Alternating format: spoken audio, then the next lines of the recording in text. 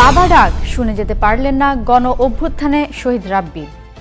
বৈষম্য বিরোধী আন্দোলনের শহীদ মাগুরা জেলা ছাত্রদলের নেতা মেহেদী হাসান রাব্বির স্ত্রী রুমি খাতুন একটি কন্যা সন্তানের জন্ম দিয়েছেন। বুধবার রাত 11টার দিকে জেলার private lab CT medical service centre নামে একটি বেসরকারি হাসপাতালে তিনি কন্যা শিশুর জন্ম দেন। বর্তমানে মা ও সন্তান দুজন সুস্থ আছেন। মেহেদী দেখে যেতে পারেননি তার সন্তানকে।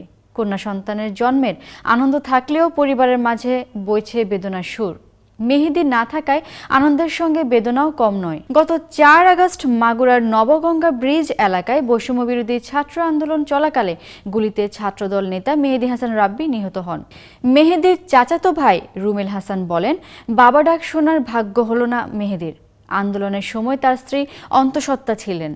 তিনি জানান, বুধবার বিকালে মেহেদীর স্ত্রীকে হাসপাতালে নিলে পরীক্ষা নিরীক্ষা করে ডাক্তার মোহাম্মদ শহীদুর রহমান তার সিজারিয়ান অপারেশন করেন। শহীদ মেহেদীর কন্যা সন্তানের জন্মের খবরে বিভিন্ন সামাজিক ও রাজনৈতিক সংগঠনের নেতাকর্মীরা হাসপাতালে ভিড় করেন। এদিকে মেহেদীর মৃত্যুর ঘটনায় তার ভাই ইউনুস আলী বাদী হয়ে মাগুরার আওয়ামী লীগের সাবেক 2 সংসদ সদস্য সাইফুজ্জামান শিখর, বীরেন শিকদার সহ 13 নেতাকর্মীর নামে মামলা করেছেন। মামলা অজ্ঞাত 150 থেকে 200 জনকে আসামি করা হয়েছে। সম্প্রতি আদালতের নির্দেশে মেহেদীর মরদেহ কবর থেকে তুলে ময়নাতদন্ত করা হয়েছে।